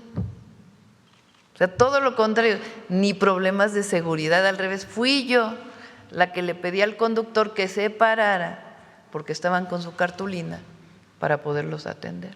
O sea, nada que ver con esto. Ok, aquí mi pregunta, gracias por la aclaración, presidenta, y mi pregunta es también si entonces no hace falta, usted no contemplaría ajustar sus protocolos. No, esto es al revés, fui yo la que decidí que se parara el tren para poder atender a la gente. A la gente cuando tiene una solicitud hay que atenderla, más si voy personalmente, siempre busco, cuando llegamos a los lugares, la gente tiene solicitudes, gestiones, que voy recogiendo en el camino. Muchas veces me paro para que me puedan dar la gestión, la gente me espera porque sabe que voy a pasar por una calle, una carretera, y en en particular, pues no tiene nada que ver con un problema de seguridad. Fui yo quien le pidió al conductor y amablemente el conductor se paró. Incluso había una compañera ahí del propio tren que le estaba diciendo que con seguridad, porque se habían acercado demasiado al tren, ya habían pasado la raya amarilla hasta que hay, como en el metro, para que no puedas pasar esa zona. Presidenta, ¿ya le entregó algún reporte Arturo Saldívar, el coordinador de Política y Gobierno, sobre la constitucionalidad de la denominada Ley Esposa?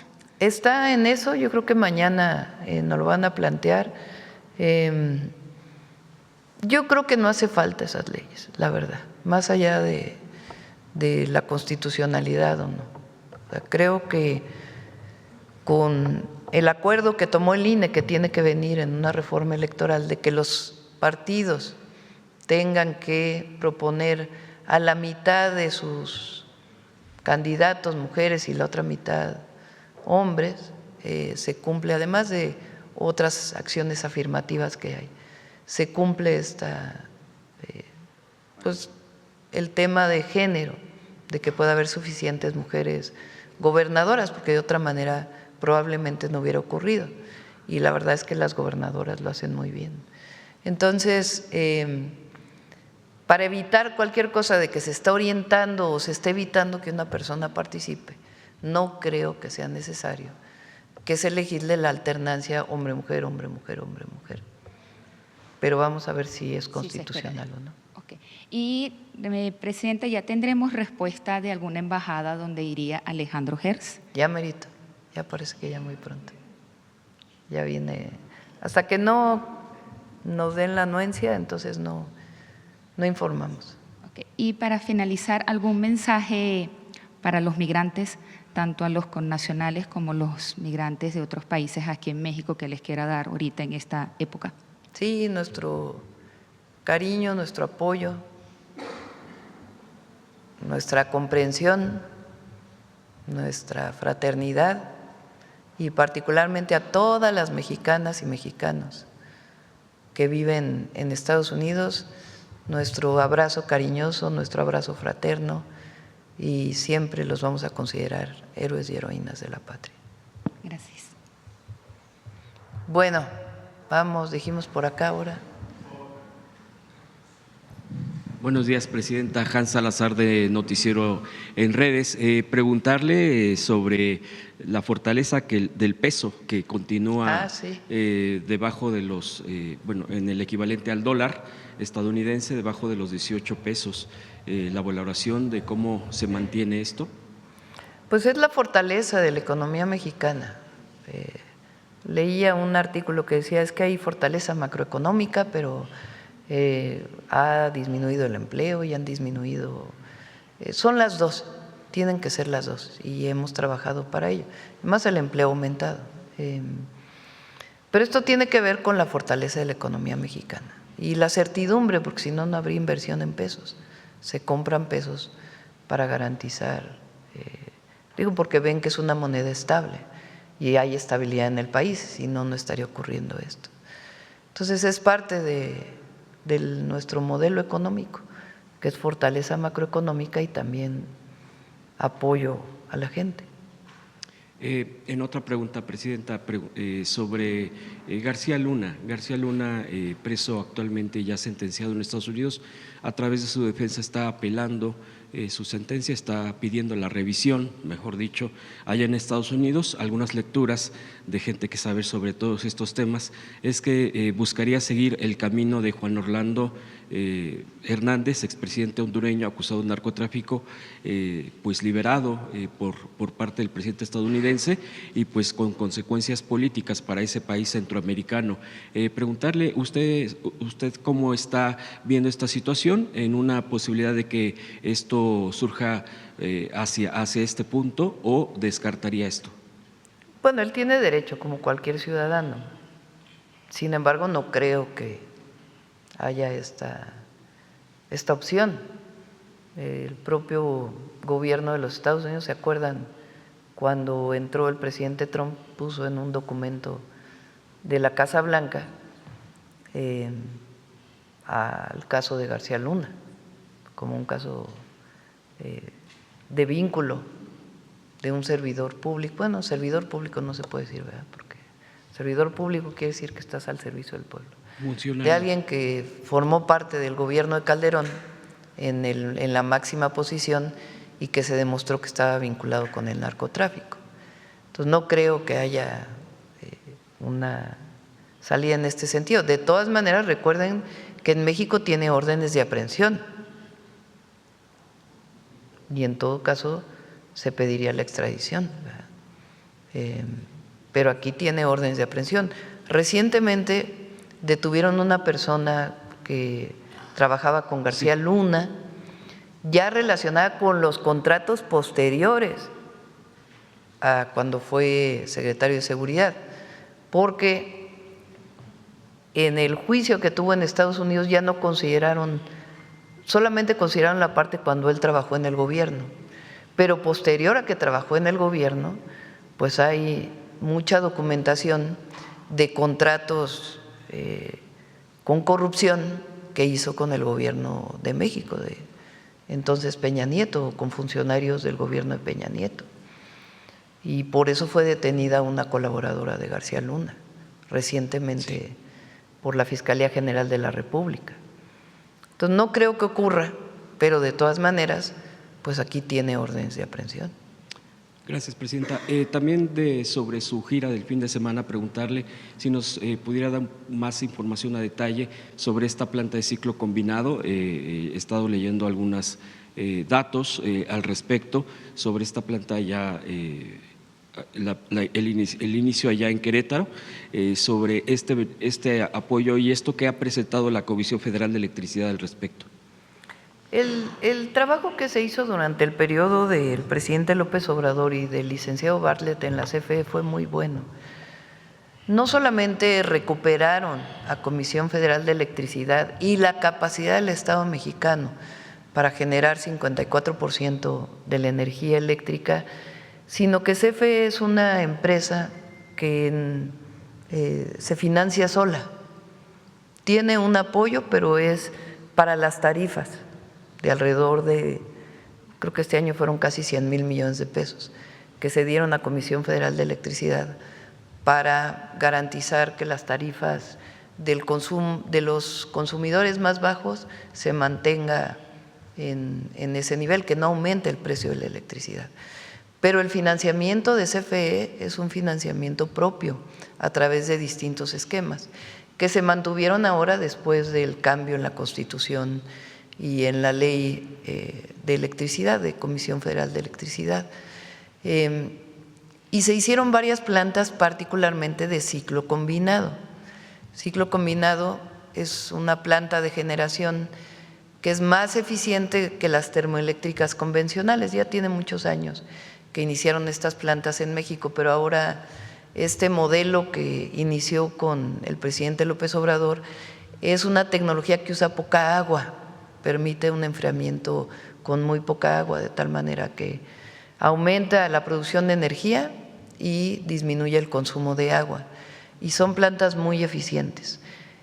Ya inauguramos varias e inauguramos en este caso la de Querétaro, del SAUS, que es de 268 megawatts, si mal no me acuerdo, es 268 megawatts, y es parte de estas plantas que inició el presidente López Obrador con CFE y que a nosotros nos va a tocar inaugurar. Nos quedan 3, 2 de ellas en la península de Yucatán, y aparte pues son las nuevas plantas que presentamos, que son 5 plantas de ciclo combinado adicionales que se van a construir, además de todas las plantas de energías renovables que también va a construir CFE. Hay otro dato incluso en el tema económico. El día de ayer el INEGI presentó datos estadísticos respecto al turismo en torno, con referencia al PIB, que representa un 8.7% del PIB del año pasado, del 2024, y que sumaría 2.713 millones. Yo preguntarle al respecto, Presidenta, sobre Sí, vamos a invitar a Josefina, porque realmente son datos muy buenos, los de turismo de este año, muy buenos. Ya había presentado ella una parte, sí, y ahora salen otros datos del INEGI que refuerzan lo que habíamos venido diciendo, que en el tema de turismo, como dice Josefina, México está de moda, o como decimos, México está de moda. Muchísimos turistas y visitantes quieren venir a México.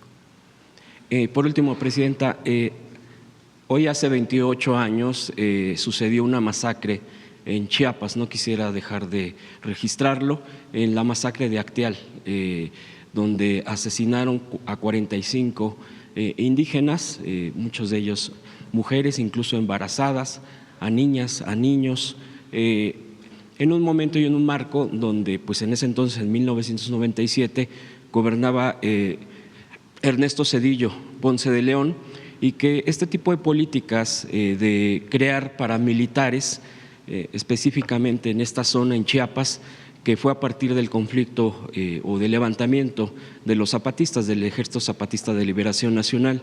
De acuerdo al registro, los paramilitares fueron formados desde el propio gobierno de Carlos Salinas de Gortari, continuaron este crecimiento como un elemento de contrainsurgencia en contra de este levantamiento que acabo de mencionar, pero pues el resultado fue mujeres, hombres, niñas, niños que estaban rezando en Chenaló, en la comunidad de Acteal, y que fueron masacrados vilmente. Fue algo brutal y que fue una política, quisiera yo registrarlo tal cual, pues que incluso nunca hubo justicia, exigieron justicia, incluso fueron pues a otras instancias. El gobierno del expresidente López Obrador sí hubo un reconocimiento sobre la actuación del Estado en torno a este hecho, y pues yo nada más quisiera registrarlo también y preguntarle por qué estos eran precisamente los regímenes que estaban gobernando en México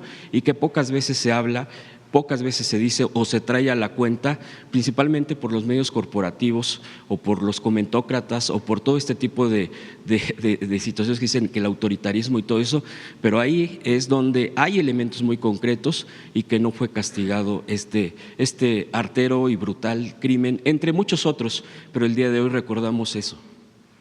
Qué bueno que lo mencionas. Somos otra cosa. No somos iguales a los gobiernos del PRIAN, porque en realidad fue lo mismo. Y hay mucha hipocresía cuando se habla del autoritarismo, porque no se mencionan estos actos criminales desde el Estado, que son muchos. Desde el siglo XX y después del siglo XXI. Los gobiernos previos al periodo neoliberal y los posteriores, o los del gobierno neoliberal más bien. Nosotros nos comprometimos a que nunca íbamos a usar la fuerza del Estado contra un pueblo, una movilización, y cuando hay abuso policial o de algún elemento de las fuerzas federales, tiene que sancionarse, pero nunca se ordena desde el gobierno. Eso sí es autoritarismo. Eso sí es autoritarismo. Aquí hay libertad de expresión, libertad de movilización, libertad de reunión, libertad de expresión. A nadie se sanciona, a nadie se censura, a nadie. No hay una llamada por teléfono desde Presidencia a algún medio de comunicación para decir corre a este reportero porque ya habló mal de mí. Nunca, jamás. Nosotros creemos en la libertad de expresión. Claro, también creemos en la necesidad de un debate y en la necesidad de responder, porque si no, imagínense. Pero en efecto fueron gobiernos muy autoritarios contra el pueblo. Y hay que recordarlo, a ver si lo traemos para que, José Alfonso, a ver si lo traen luego el tema para hacer una revisión. Gracias, Presidenta. Gracias. A ver, Hidalgo, vamos para Hidalgo.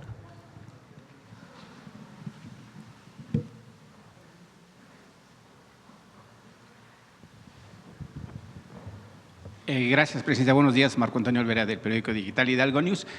Yo quisiera saber cómo va el proceso de la coquizadora, que definitivamente aumentaría la independencia energética del país junto con lo que se está produciendo en Dos Bocas y pues prácticamente la independencia de México con el tema de las gasolinas, pues dejará un buen sabor de boca, digamos, en ese sentido. Tula ya está produciendo mucho más gasolina. Ya está el primer equipo funcionando desde hace ya algunas semanas. Y le falta todavía algunos temas, pero Tula va muy avanzado ahora que venga Pemex. Dije que iba a venir esta semana, pero se va a perder mucho todo el trabajo que se ha hecho en Pemex. Lo vamos a dejar para enero, la información sobre Pemex, porque es muy, muy relevante. Y la coquizadora va muy avanzada, a ver si vamos también a la refinería de Tula, para que se conozca el trabajo que se está haciendo ahí, y todo el programa ambiental para Tula, que es el saneamiento del río, la reconversión de la planta de combustóleo a gas. Había un conflicto social ahí también muy añejo, de que no permitían que pasara el gasoducto y ya se resolvió. Entonces va muy bien lo de la planta, en general el proyecto de Tula y particularmente la refinería. Presidente, y en otro tema, perdóneme que yo… A ver si te dice, Víctor, de cuánto a cuánto subió la producción de gasolinas en Tula. Gracias. Perdón que yo le insista, Presidenta, pero cuando no se resuelven las cosas hay que insistir. El decreto de 1985 de Miguel de la Madrid daba una orden ejecutiva para que 3.500 hectáreas del municipio de San Agustín Tlaxiaca fueran beneficiadas con el agua negra. El agua negra le beneficia mucho a los agricultores porque obviamente sus productos crecen más y se obtiene una mejor cosecha. De esas 3.500 hectáreas, pues también está la pequeña propiedad y en total serían 4.000 hectáreas. Yo le planteé aquí esto más o menos hace un medio año, Presidenta. Ha habido pláticas con pues, la gente de Conagua, con Mauricio, con Efraín. Sin embargo, la gente que se opone es la gente de Conagua estatal. Los beneficios que tendrían ese municipio son las comunidades de Benito Juárez, Puerto México, Ixcuintitlapilco, que quiere decir en Otomí, Rincón del Perro, que se fundó en 1531. Su iglesia tiene 500 años, también está en la comunidad de Llano Largo, San Juan Tecajique. Ahí el que ha insistido mucho en que no se lleve a cabo para que estos agricultores que en realidad viven en una pobreza extrema, y ojalá que usted pudiera visitarlos para que viera cómo viven, Presidenta. Es Salvador Pérez Gómez, exalcalde de Jacuba, 2 veces ha tenido el cargo y retiene el agua y obviamente no permitió que se llevara a cabo la ejecución del decreto que ordenó el entonces presidente Miguel de la Madrid. Esto también está en contubernio con José Ángel Félix, actual gerente de riegos de Conagua en Chihuahua. Fue director de Conagua en Chihuahua y obviamente también se le acusa o se le señala de haber entregado pozos pues, a la gente que hoy tiene grandes cantidades de agua en ese estado. También fue director de Conagua en Hidalgo. Presidenta, en ese sentido, los agricultores le hacen una propuesta, ojalá les escuche, que ellos entregan los 10 pozos de agua potable que usan para regar sus plantíos, no a cambio, pero sí para que se concrete este proyecto de aguas negras, que además pues serían 20 kilómetros. Tiene que ser aguas grises, porque… o aguas grises, porque sí, ya obviamente corren y ya se van Bueno, grises quiere decir que ya hubo un tratamiento. Claro. Y en ese sentido, pues ellos están en acuerdo con usted para que se regresen esos pozos de agua dulce para consumo humano y lo único que tendría que ser… Pásanos los datos y le pido a Efraín que lo atienda de manera personal. Y ojalá que se ejecute, Presidenta, sí, porque beneficiaría mucho, porque si ustedes entregan esos 10 pozos que están activos, bueno, si la gente entrega 10 pozos que están activos y 10 que pretenden construir, su gobierno estaría gastando más o menos 400 millones de pesos. Y si se hace ese ducto de aguas grises, como usted bien dice, por el proceso que corre cuando ya va en el camino a su destino, pues gastaría nada más 180 millones de pesos, o sea, menos de la mitad. Lo revisamos, le pido a Efraín que lo atienda. De manera personal, Adriana, a ver si ahí me ayudas. Presidente, y en ese sentido, el parque ecológico en Tula pues no tuvo gran éxito, pues por muchas razones. Y en ese sentido, el municipio de San Agustín Tlaxiaca pues está dispuesto a ayudar para que obviamente pues se regrese ese proyecto, que además… Yo creo que ya se va a ir a Puebla ese proyecto. ¿Se va a ir a Puebla? Sí, se planteó, aquí lo dijimos, un proyecto le llamamos economía, el Parque de Economía Circular. Se trata del procesamiento de residuos de distinto tipo. Por ejemplo, las llantas, para que el residuo de las llantas pueda ser utilizado para tender caminos. Procesamiento de ropa, incluso ropa que ya no se usa, que está en mal estado, para poder recuperar los hilos y poder hacer nuevos textiles. De plásticos para la producción de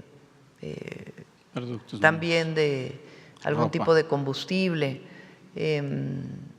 cascajo para la utilización de nuevo para cemento, para banquetas y otras áreas. En fin, hay ya como 10 empresas que están dispuestas al parque. Finalmente ahí la comunidad no quiso. Nosotros hacemos consultas, si la gente quiere o no quiere, tienen sus razones. Ahí además iba a ser un parque ecológico para que hubiera una distancia entre el poblado y este centro de economía Era circular. extraordinario. Entonces, finalmente la comunidad no quiso y ya hay un predio en Puebla en donde muy probablemente se haga ahí y no hay comunidades cercanas, lo cual también pues ya permite que se realice.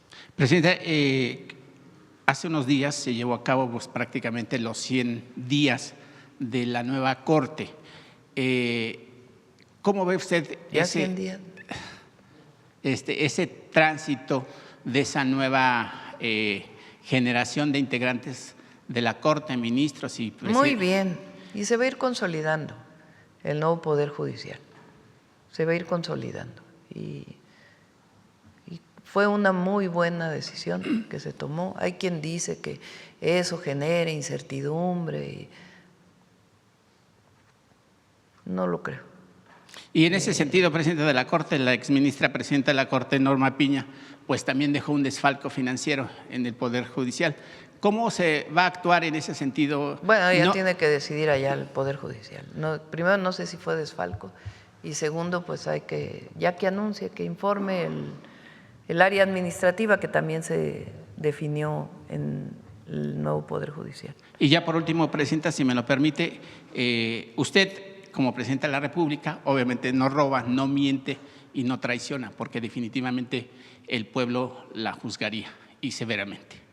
Porque desde mi punto de vista es una mujer honesta que ha llevado al país al liderazgo mundial, que ha sostenido una economía estable, que no hay crisis y por supuesto el dólar se mantiene estable, que eso permite, el peso, perdón, con la fluctuación del peso dólar y eso mantiene una estabilidad financiera en la compra y obviamente consumo de lo que tenemos los mexicanos. En ese sentido, presidenta, de no robar, no mentir, que es un lema básico de Morena, pues resulta pues una mentira para el diputado Ricardo Crespo, quien obviamente tiene una empresa de construcción de casas que se llama Asicresa, SADCB. Curiosamente, sus hermanos y él se adjudicaron una millonada en construir casas precisamente del bienestar, las que usted ha impulsado en el municipio de Sinaloa. No debe ser. Hay pruebas, no debe ser, presidenta. y si hay alguna prueba, no debe ser. O sea, no debe haber conflicto de interés y tendría que resolverse. Obviamente el gobernador dijo que se podían dar esos contratos, pero ahí sería un conflicto de interés. No, pero el gobernador no interviene ahí.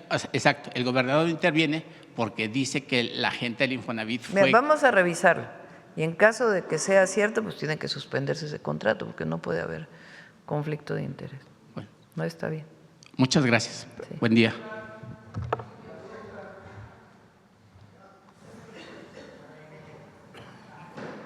Pasó la refinería de Tula de 90,000 a 137,000 barriles diarios de gasolina y 40,000 adicionales de diésel.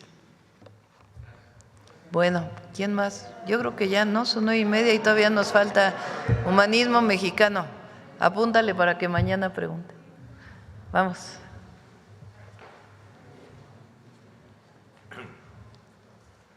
Con su permiso, señora presidenta, y perdón por la voz.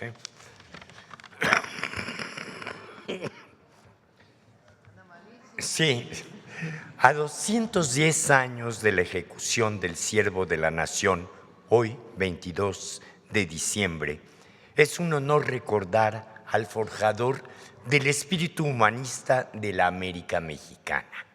Me refiero a don José María Morelos y Pavón, que hace 210 años precisamente estaría yendo rumbo a la villa para llegar a Ecatepec, a donde sería fusilado. Mucho se ha escrito en torno a este personaje, a este prócer de la independencia, pero hay una actitud que es fundamental y que es el reflejo de ese humanismo que trascenderá su vida, la actitud de saber escuchar. Escuchó a su madre, hija de maestros, escuchó a sus compañeros, los arrieros con los que en su juventud recorrió parte de lo que es hoy el estado de Guerrero, escuchó al padre Hidalgo cuando fue su maestro, a sus compañeros de seminario y escuchó. Se recordarán que hace una semana hicimos aquí memoria del descubrimiento de la Piedra del Sol. Él escuchó como alumno ese descubrimiento y se interesó en la grandeza del pueblo mexicano anterior a la conquista.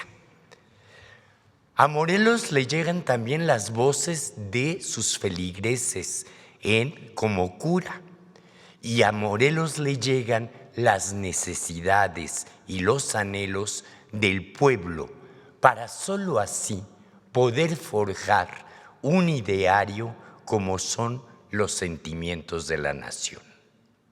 Y sobre este interés profundo del México anterior a la conquista, quisiera yo leer textualmente lo que antes de empezar a delinear los sentimientos de la nación a los constituyentes en Apatzingán, a el Congreso del Anáhuac, les dijo: día grande, fausto y venturoso día es este en el que el sol alumbra con luz más pura y aún parece que en su esplendor nuestro regocijo en alegrarnos.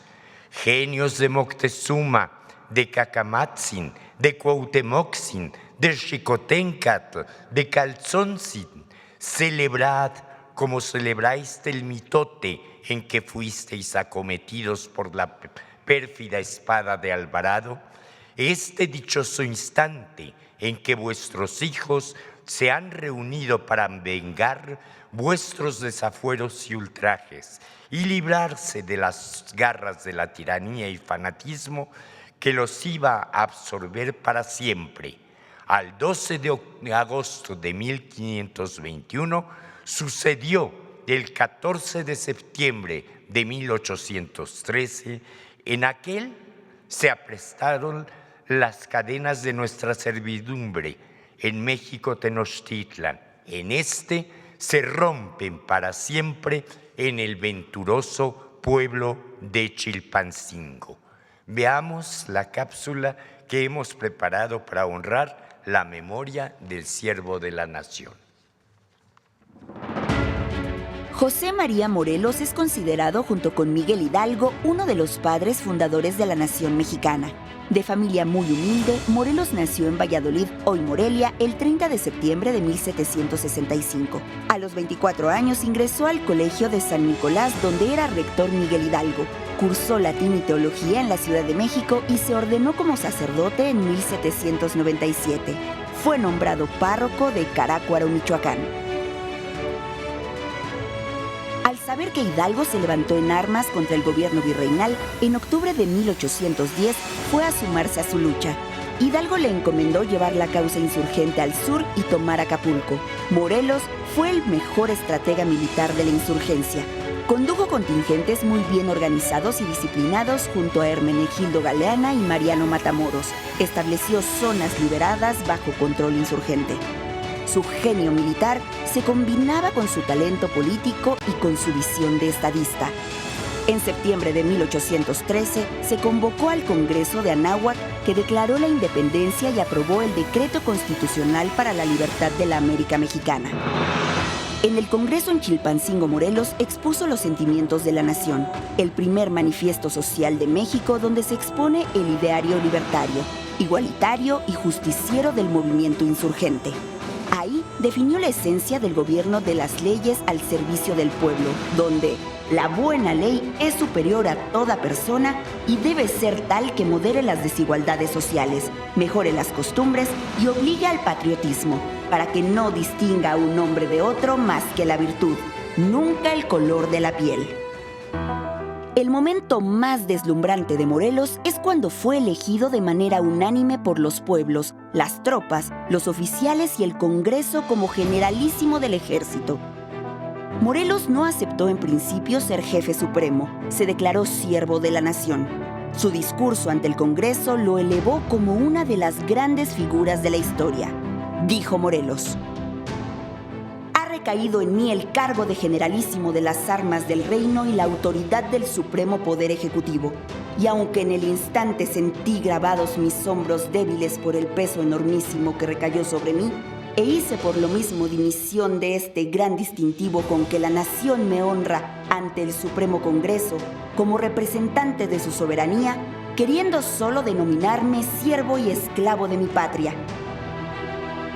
José María Morelos le dio un sentido político y social a la rebelión de independencia.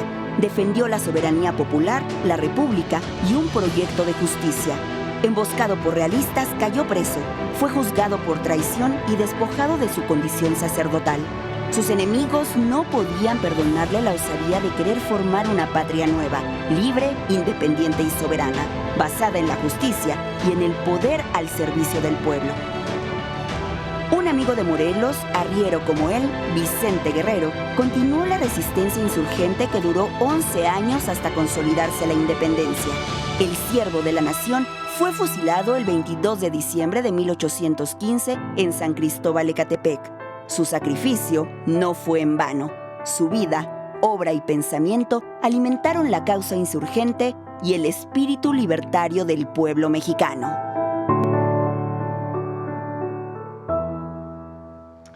Sus últimas palabras fueron: morir por la patria es la mejor de las muertes. Gracias.